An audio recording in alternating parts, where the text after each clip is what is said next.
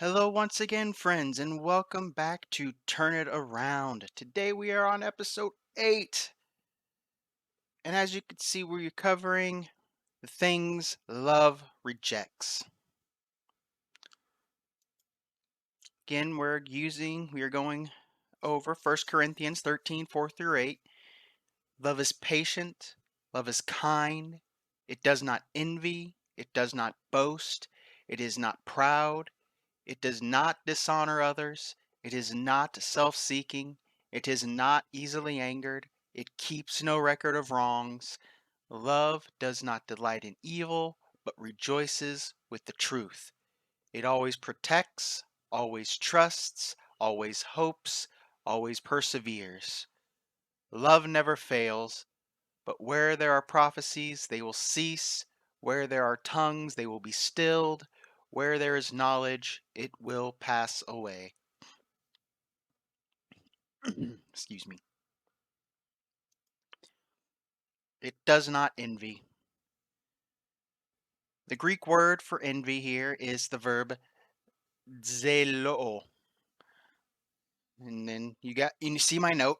And it means to be jealous, as in I am jealous jealous of a person, I am eager to possess. It comes from the origin zelos, which means zeal or jealousy. Now, I'm sure we've all been there, or at least some of us have been there, that everyone around you seems to be in happy relationships. And I put seems to be because obviously we don't know what hope happens behind closed doors, but that's beside the point. In front of you, they seem to be in happy relationships. I know I'm there. I've been there for heck most of my life. I'm still there. I see my friends in relationships with families, something that I've always dreamed of having, and I can't help but be jealous. I do my best to be happy for them, but in my mind, I'm jealous and envious of them because they have what I have always wanted. And I'm sure some of you have those friends that you're like, how can they have a family and not me? Now, for whatever reason that might be, that isn't the that isn't the point. Because they are your friend and you love them, you should not be envious of them. You should be happy for them and encourage them. I know it's hard sometimes. I know it's hard for me sometimes. But again, God doesn't want us to be perfect. He knows we can't be perfect. So do your best to not be envious of what others have that you might want, especially if they're people you love. Be happy for them, encourage them, and show them how much you love them. It does not boast. The Greek word for boast is the verb pereuomai, and it means to boast, as in I boast, vaunt myself. Now, vaunt means to boast about or praise something or someone, especially excessively. It comes from the word perperos, which means vainglorious. And vainglorious means excessively proud of oneself or one's achievements, overly vain. Now, I don't think I'm a boastful person. I don't win something and rub it in people's faces. I'm fairly humble, I like to think. But do you have a friend that likes to boast? Doesn't necessarily have to be this, but perhaps about the number of girls they've been with. You see, that's how you know that they don't love those girls. Because when you love somebody, you do not boast about what you've done with them because it is no one else's business. It is something private. You do not kiss and tell because it sets that person up for possible humiliation. It's not, excuse me, it's not what you do. Because not only are you setting those girls up for humiliation, but you could possibly even be setting up yourself. Because if those girls don't like it and they want to get back at you, they could spread rumors, lies, whatever. Boasting gets you in trouble. Maybe not right away, but eventually your boasts will come back to bite you.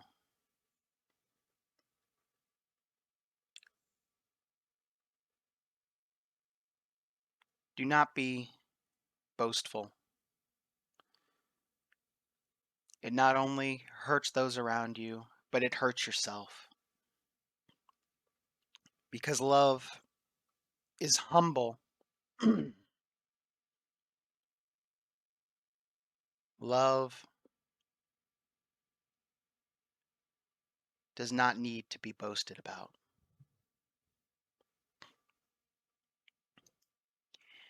It is not proud.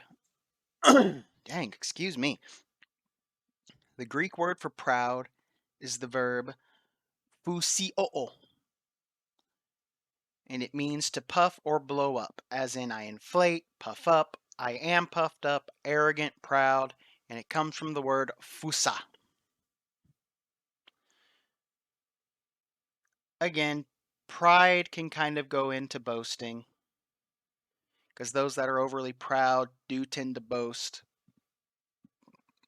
to puff themselves or blow themselves up. They want they want a big head, as the saying goes. But love, it doesn't need to be puffed up or blown up. Love is one of, if not the most important thing God has given us. So if it is the most important thing or one of the most important things, it doesn't need to be puffed or blown up anymore. You don't need to brag to your friends about the hot girl you're going on a date with, or the hot girl you're going to marry, or your promotion at work. You need to be humble because love is humble, because humbleness is the opposite of pride. And if love is not proud, then it must be humble. Be humble and show love to people. Don't be proud. Don't have too much pride. Because pride, while in some cases it can be a good thing, it is a double-edged sword. in certain situations, it could be a helpful thing to have. But in the majority of situations, it is not something you want to be. You want to show people that you don't want accolades. You want to show love. You want to serve others.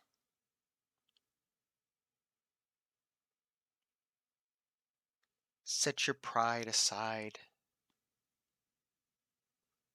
and be humble. It does not dishonor. The Greek word for dishonor here is the verb askemoneo, and it means to act unbecomingly, as in I act improperly, am unseemly, behave unbecomingly, or even dishonorably. It comes from the word askemon, and it means shapeless, unseemly, as in unseemly or indecent. Now, I used to, this has been a long time ago, I like to think that I've kind of gotten better at it, but I used to have terrible sportsmanship. I was incredibly overcompetitive to the point where I would get angry and I would not want to even shake my opponent's hand. I wanted to be gone. And I hated myself because I lost.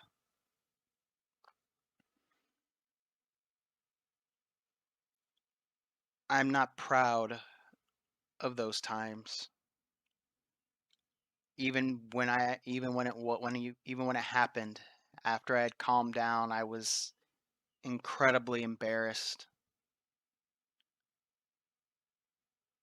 and I just wanted to sink into the ground so I would not could not be seen.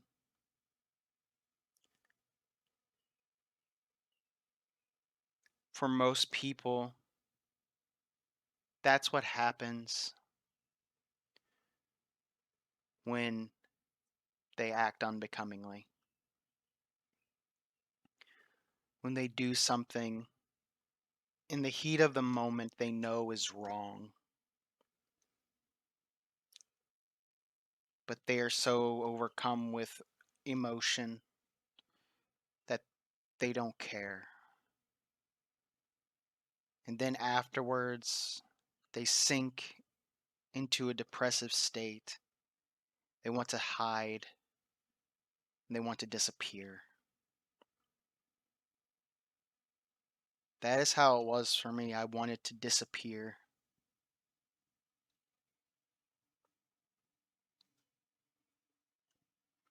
As I grew older,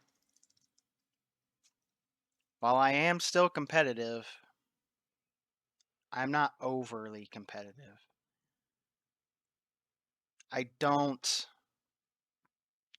get angry as often as I used to over it.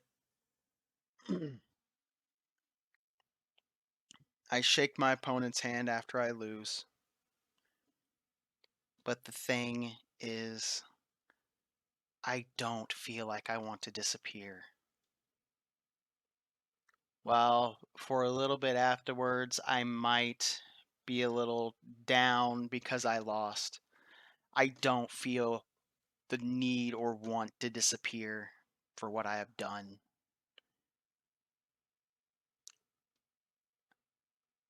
I can be happy in the fact that I have mostly overcome my lack of sportsmanship. Can be happy that my actions after a competitive game of whatever it might be that instead of getting angry and lashing out,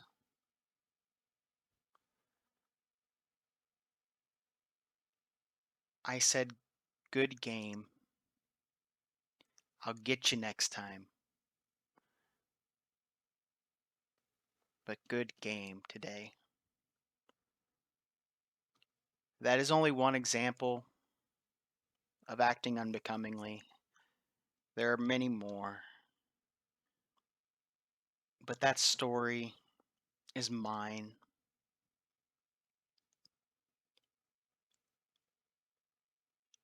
I don't want to be unseemly. I want to act properly and behave properly.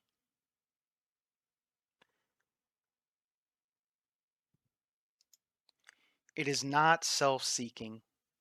The Greek word for self-seeking could be a compound of the verb zeteo, which means to seek, as in I seek, search for, desire, require, demand, and also the reflexive pronoun he auto, which means of himself, herself, itself.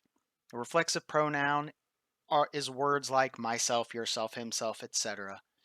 The origin, which is autos, which means self, emphatically, emphatically. The reason I'm not sure about this is because the words are different depending on the translation you use. In the NIV, it is self-seeking. So I am just assuming or theorizing that it could be a compound, but I'm not sure. So I encourage you to do your own research if you want, if you wish. Now, self-seeking, it's hard to put into words. I suppose it again is part of boasting and pride because when you are self-seeking, you don't care about anyone else. You want to become more no matter who you have to step on or step over to do so. You demand respect. You demand things you might not deserve. In your mind, you might deserve them, but you don't deserve them. You might desire them. An example for a desire, this might be extreme, but perhaps you desire your friend's wife or husband, or you desire your friend's job title.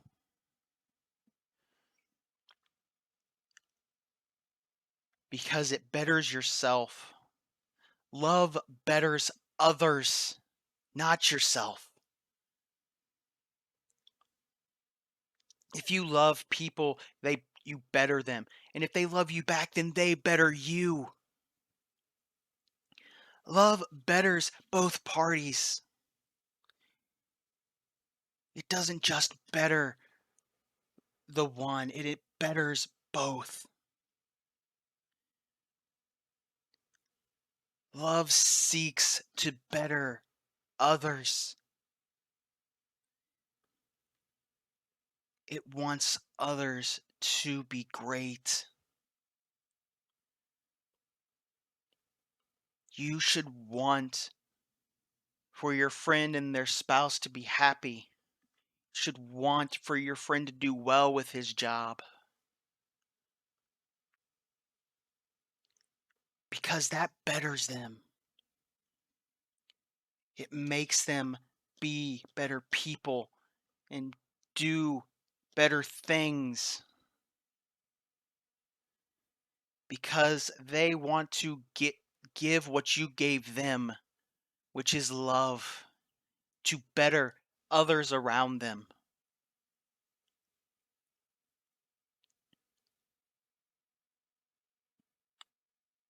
you cannot take love for granted,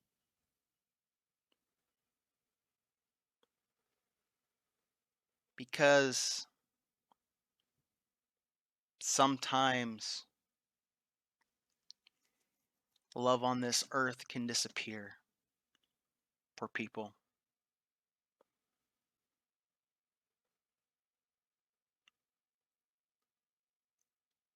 And they sink into a spiral of depression and try to dull the pain through substances.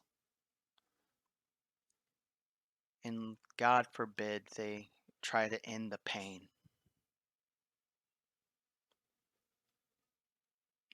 Don't take love for granted, because there are people out there who feel they have no love because they don't know God. And we are meant to show God's love, to lift those people up into the light of God's love and embrace.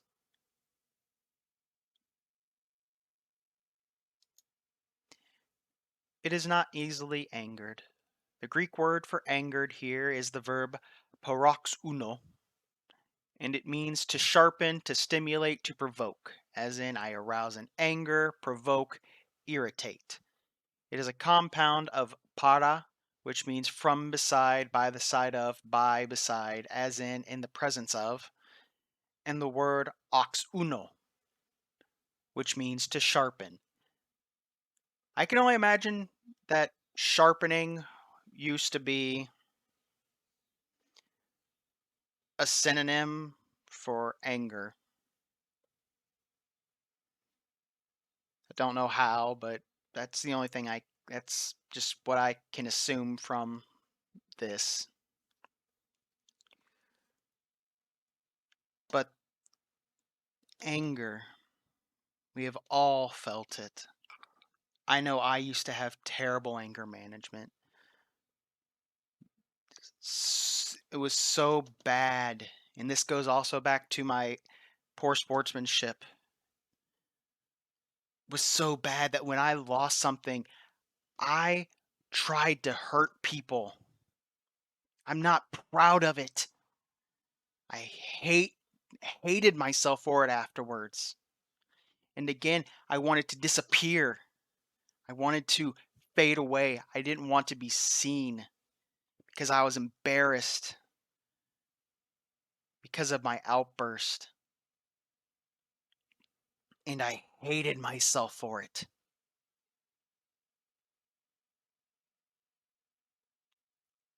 Like my poor sportsmanship, I don't have such bad anger management anymore.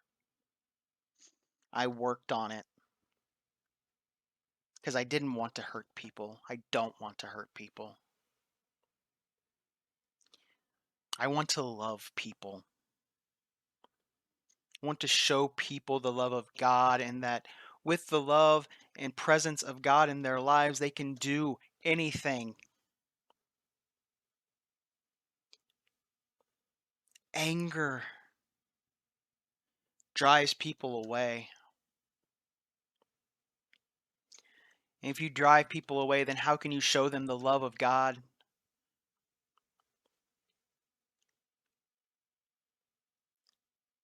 I am obviously not saying I don't get angry. I still do get angry from time to time, but not so bad that I want to hurt people. And I am happy that I have come that far, because I don't believe any of us can ever rid ourselves fully of anger, because we're human. But we can replace that anger with love, and love on people, and pull them in instead of driving them away. Pull people in to our embrace, and by extension, the embrace of God, because we are God's messengers on this earth. We need to show people the love God has for them. And we can't do that if we are easily angered. Because as I said, anger drives people away. It keeps no record of wrongs. Now, the first part of this, keeps no records, is the Greek verb logidzomahi, and it means to reckon, to consider, as in I reckon, count, charge with, reason, decide, conclude, think, suppose. It comes from the word logos, which means a word, as embodying an idea, a statement, a speech, as in a word, speech, divine utterance, analogy.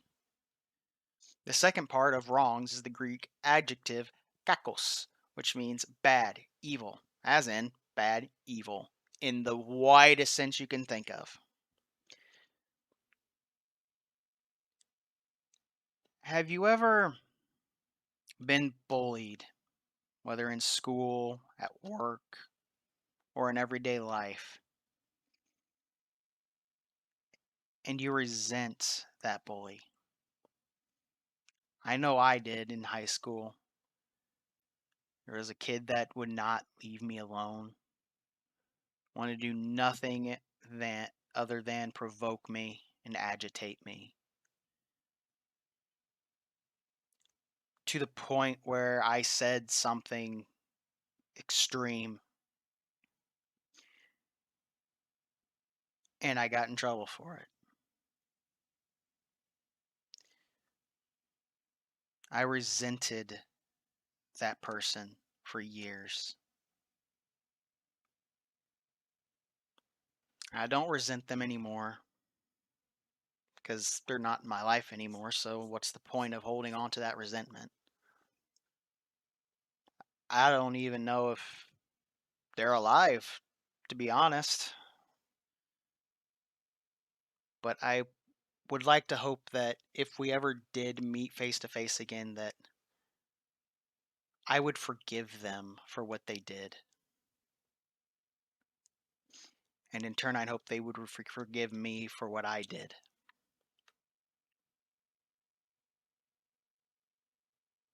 Because again, love does not keep records of wrongs, because doing so can make you push people away. Where again, we need to embrace others, show them love. Holding on to resentment can cause us to push people away because we resent them so much we want nothing to do with them. But if we let go of that resentment and we can embrace them and show them love, then not only does that better them, but it lifts a weight off of our shoulders.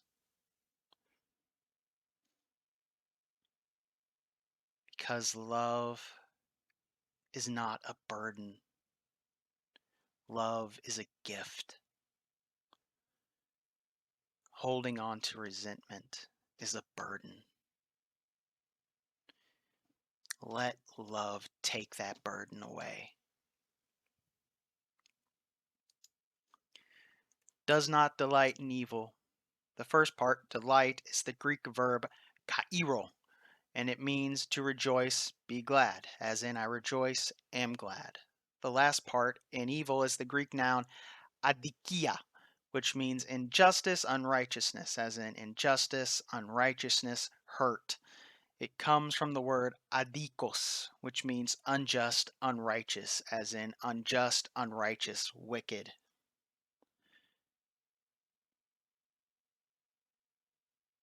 Anger and resentment can cause us to be wicked because we want revenge. But wickedness can also lead to hurt. Love doesn't hurt. Love is soothing. Love is healing. You can't show love with wickedness in your heart.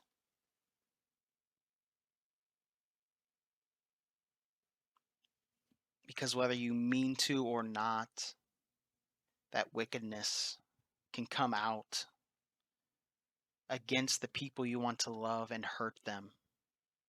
And I don't necessarily mean physically, although that is a possibility also. It could hurt them emotionally.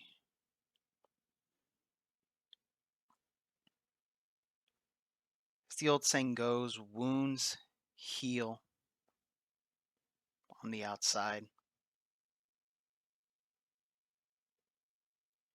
Depending on how quickly you get to it, you might not even have a scar.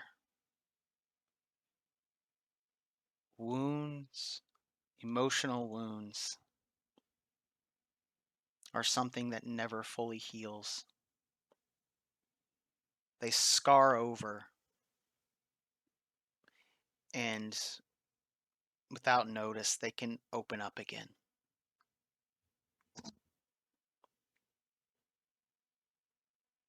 So, in some ways, emotional hurt is worse than physical. And if you have wickedness in your heart because of whatever, you could risk having it come out, opening up against people you don't want it to open up against, and hurt them. And again, drive them away or push them away. And how can you love them if they are gone?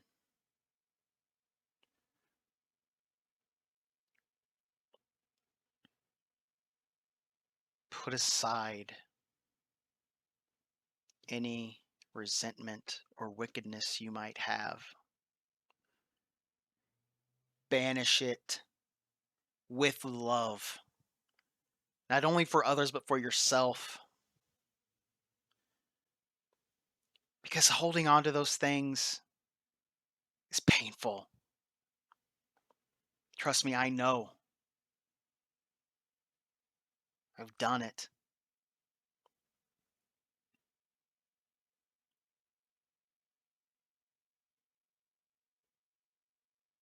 Wickedness is not something you want to hold on to. But you do want to hold on to love. Be loving and not wicked.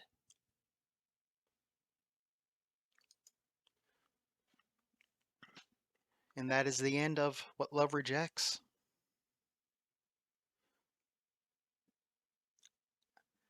I want you all to remember that love is the opposite of all of these things it rejects.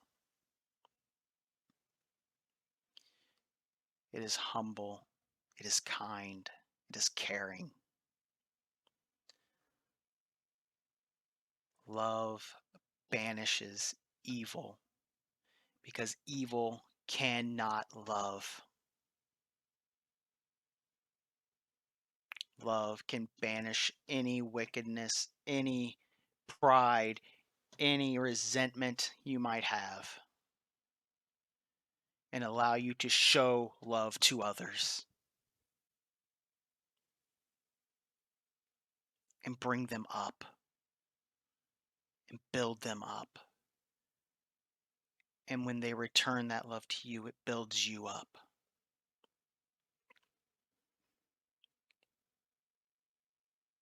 It builds us up into the loving embrace of God our Father.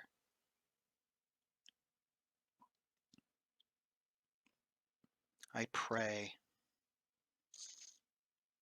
that we all can reject the things that love rejects. I pray that we can show the love of God to everyone we meet.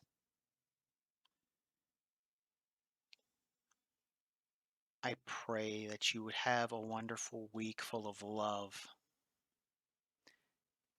not only towards yourself, but for you to show to others. I love you, and God loves you. Have a wonderful and blessed week. Goodbye.